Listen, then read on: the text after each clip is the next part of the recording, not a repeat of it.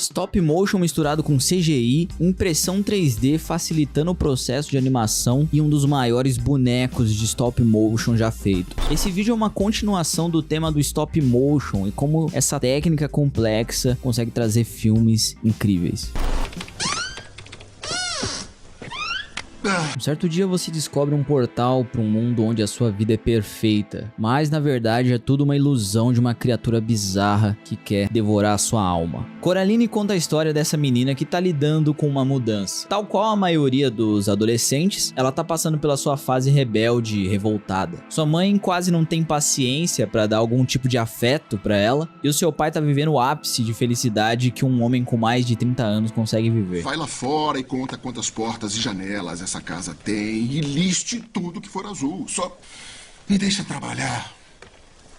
Até o momento em que ela encontra uma passagem para um mundo invertido. Mas não confunde com essa série de bosta aqui não. Onde tudo é do jeito que ela sonha. Sua mãe é uma pessoa adorável, que mima ela bastante. Seus vizinhos são pessoas incríveis. E o seu pai não tem depressão. Essa é uma canção sobre Coraline. A animação aborda um tema de amadurecimento, utilizando elementos de terror para mostrar a evolução da personagem. She spied on our lives through the little doll's eyes and saw that we weren't happy. Coraline tá num momento de frustração com a sua vida, algo que é muito comum em jovens na idade dela. Nisso ela acaba tendo acesso a uma realidade onde tudo é perfeito, e com isso ela acaba ficando vulnerável e exposta a manipulações, representadas por essa entidade que assume a forma da sua mãe.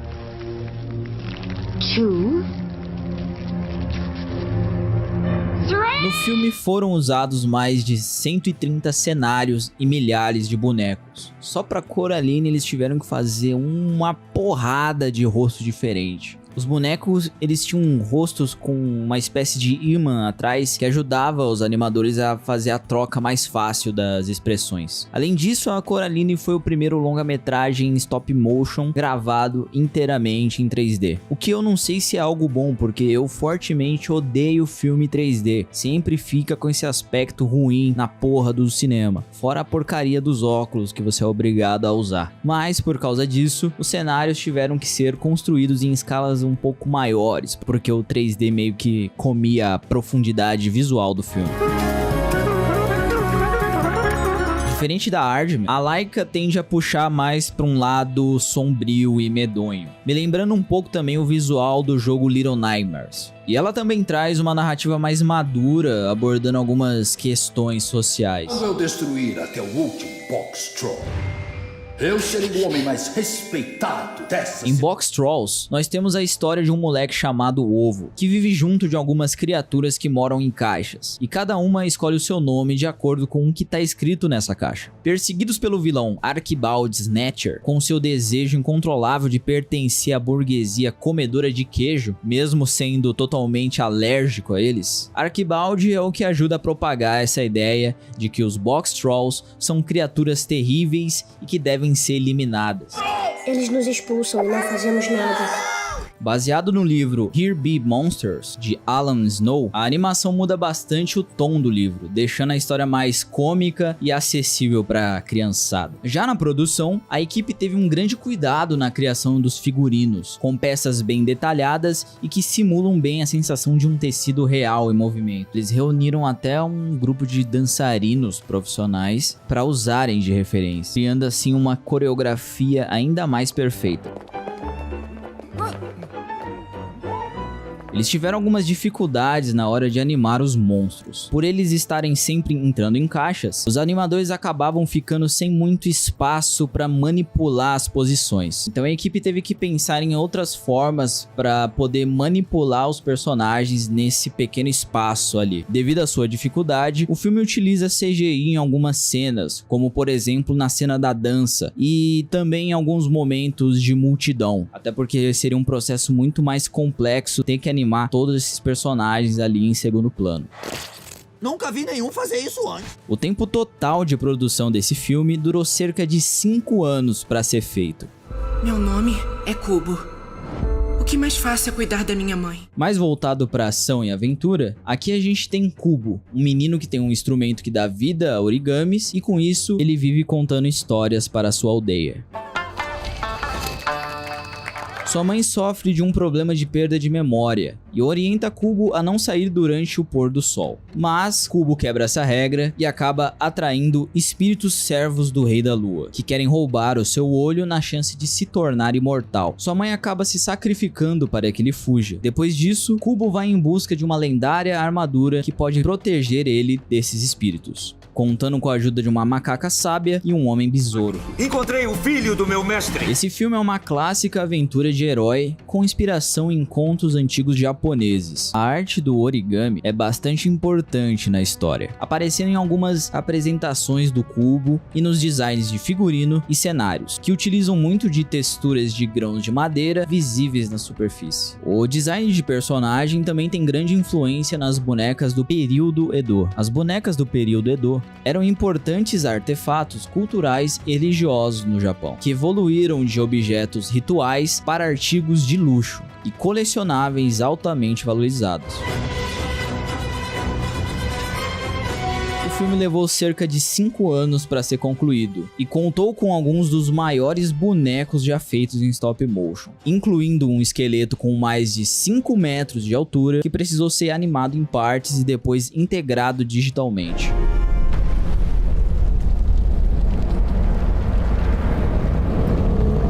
O estúdio combinou stop motion tradicional com CGI para água, folhas e magia, mantendo a regra de só usar computação gráfica quando o físico não dava conta. Bom dia.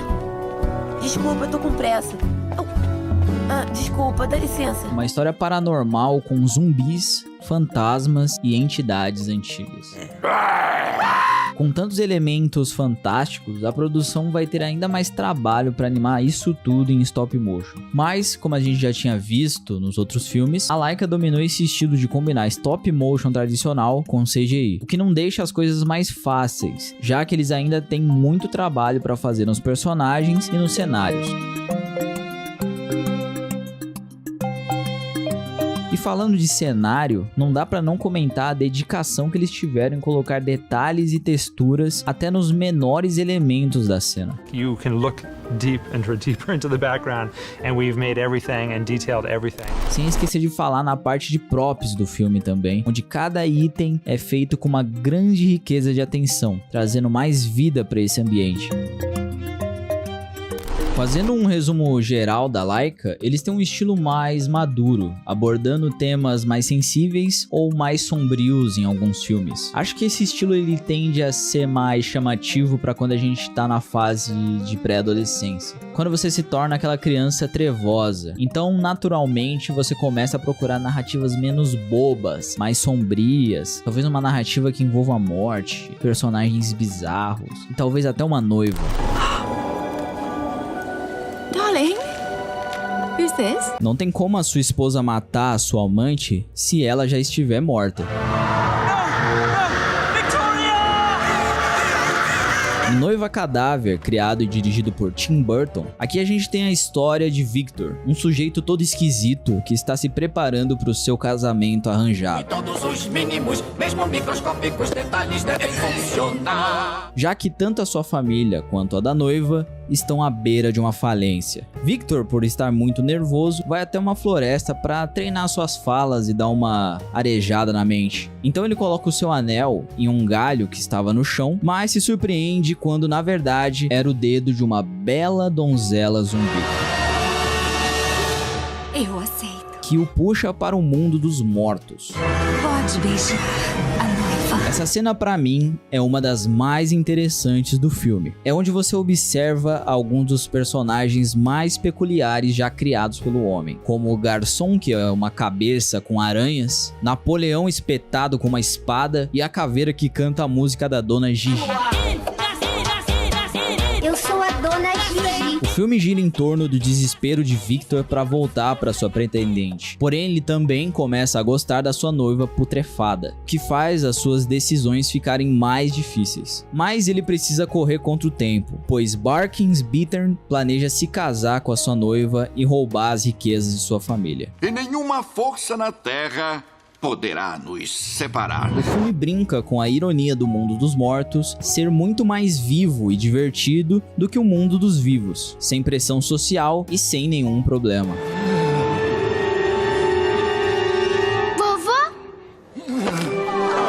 O visual é todo característico do Tim Burton. Personagens pálidos e sem vitaminas, corpos alongados e muita depressão. Algo que pode ser negativo para algumas pessoas é o filme ter momentos musicais, o que nunca me incomodou porque as músicas são muito boas. Vai chegar sua vez. Ser perfeito. Deve ser perfeito. Conhece tão mal. O filme conta com a utilização de mais de 300 bonecos diferentes, levando mais de 55 semanas para gravar cada cena. Eu achei interessante também a forma que eles criaram para manipular as expressões. As cabeças possuem um tipo de mecanismo onde animadores conseguem ajustar sem precisar desmontar o boneco todo. Vale mencionar também a trilha criada por Danny Elfman, que também faz a voz do esqueleto cantor lá do início. Eu não tenho dúvida que esse foi um dos meus filmes favoritos da infância. Eu não lembro quantas vezes eu cheguei na locadora para poder alugar isso, mas por sorte o SBT reprisava isso toda hora, então era sempre bom dar uma revisitada nesse filme.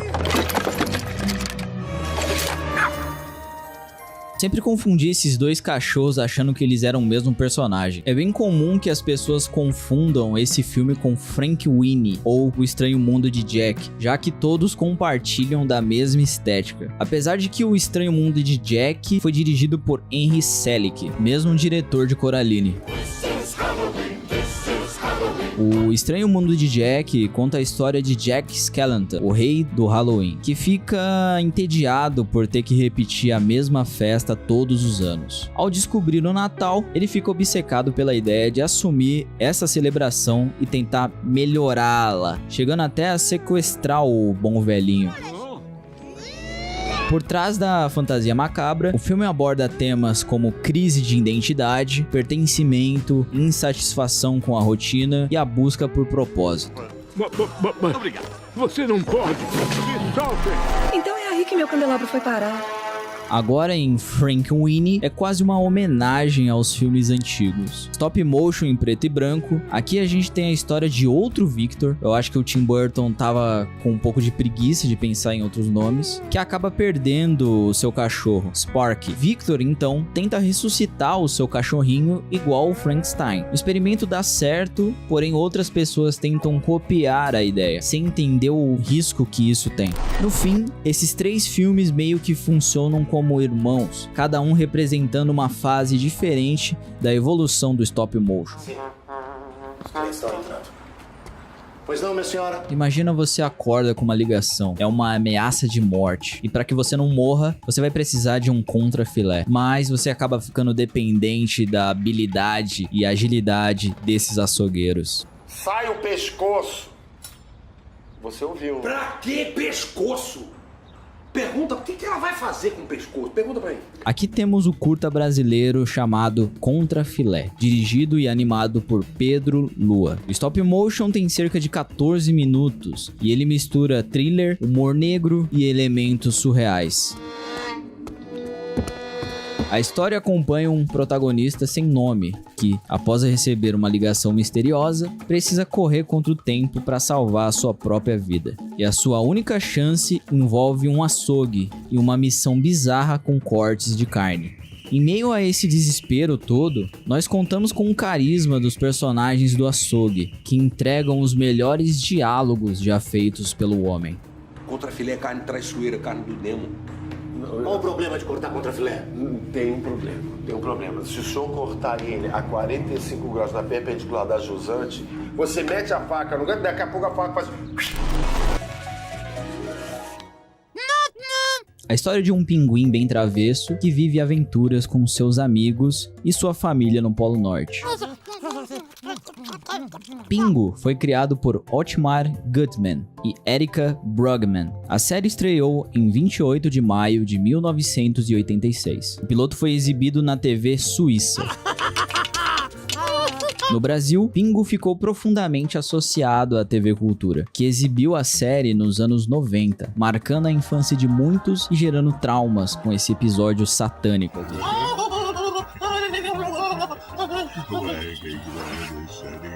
Muito do carisma do personagem vem da atuação de Carlo Bonomi, ator e dublador italiano que criou uma língua fictícia para o personagem.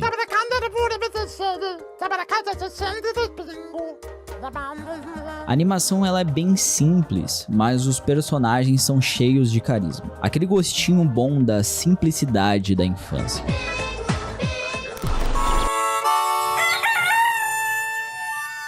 Se tratando de animação infantil, já que eu esqueci de citar no último vídeo, nada mais justo de eu falar do carneiro favorito da Arjuna. Shao, o Carneiro, é uma animação em stop motion criada por Nick Park.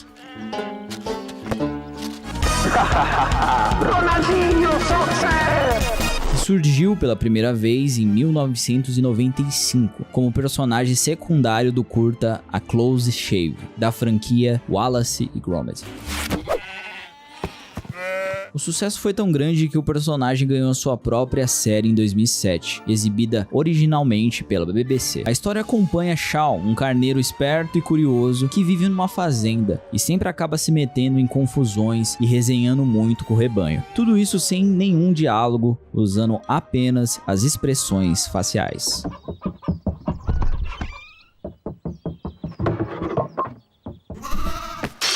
Justamente por essa linguagem universal, a série fez muito sucesso na época e no mundo todo, conquistando crianças e adultos, rendendo várias temporadas, especiais e até longas metragens, e se consolidando como um dos maiores acertos da Aardman fora o Wallace e Gromit.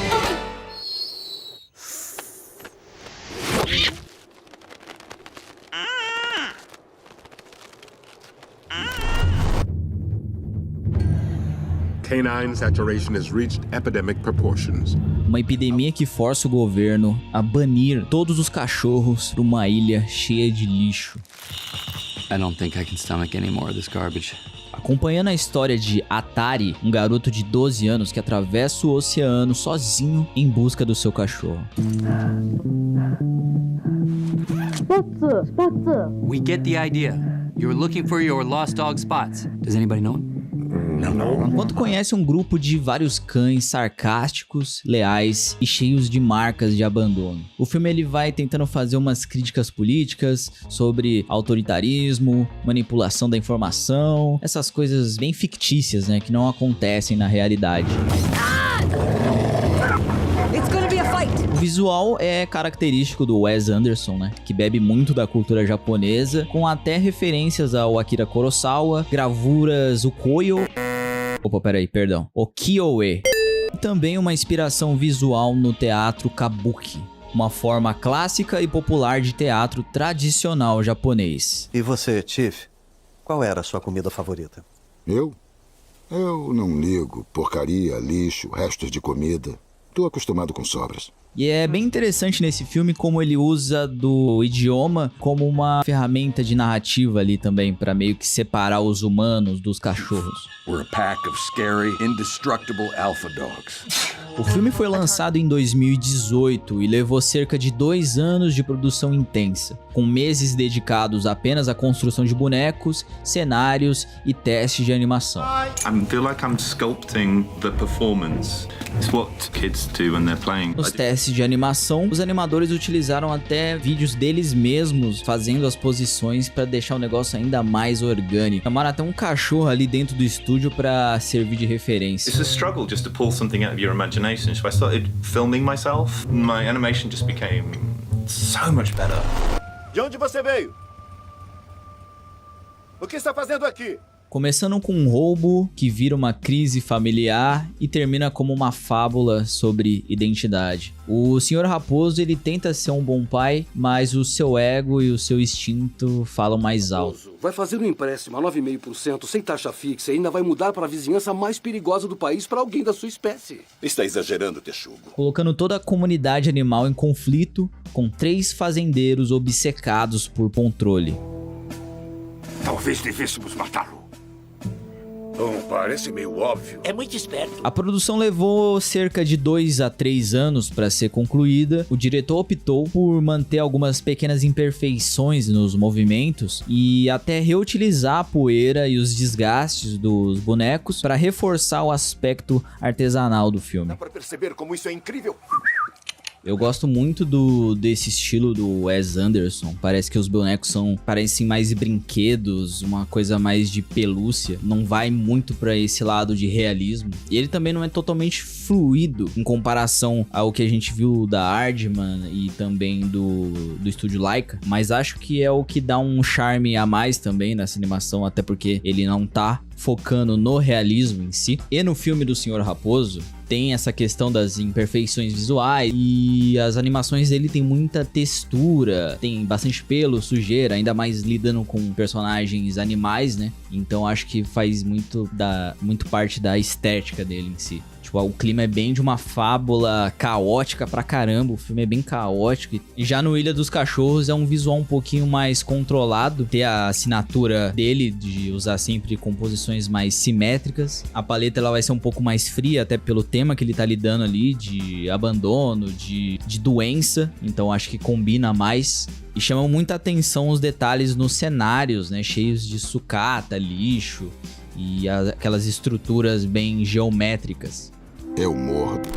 E pra finalizar o vídeo aqui, que já tá ficando gigantesco e eu não aguento mais editar, eu acho que stop motion é uma das técnicas que eu mais admiro, assim. Eu não consigo nem imaginar como a dificuldade que deve ser pra você planejar tudo isso. Não só na parte de animação, que já é difícil, você ter que lidar com diversos bonecos, cada fotinha você vai mexer um pouquinho só o boneco, mas eu tenho uma grande admiração por essa técnica. Claro, eu não consegui falar todos os filmes de stop motion do mundo aí, provavelmente eu esqueci uma coisa ou outra. Eu ainda tenho que falar do Mad God, tenho que falar do Pinóquio, e eu também poderia falar do stop motion usado nos filmes, né, tipo Robocop e tal, mas isso vai ter que ficar para um próximo vídeo. Então, obrigado para quem assistiu até aqui, deixa aquele like, se inscreve se você gostou do conteúdo aqui. Tem as minhas camisetas da loja que você consegue olhar clicando no link da descrição. Também tem meu curso de animação no Animate, então tem alguns exercícios bem iniciais de frame a frame. Tem um módulo de animação em cutout que eu vou criar um personagem bem básico ali do zero até o final, e também uma aula extra mostrando como que eu vou exportar esse personagem pro After e adicionar efeitos de luz, sombra e etc. Dá uma olhada lá e vê se faz sentido pra você. E você também pode clicar num desses vídeos aqui do lado pra, né, passar o tempo.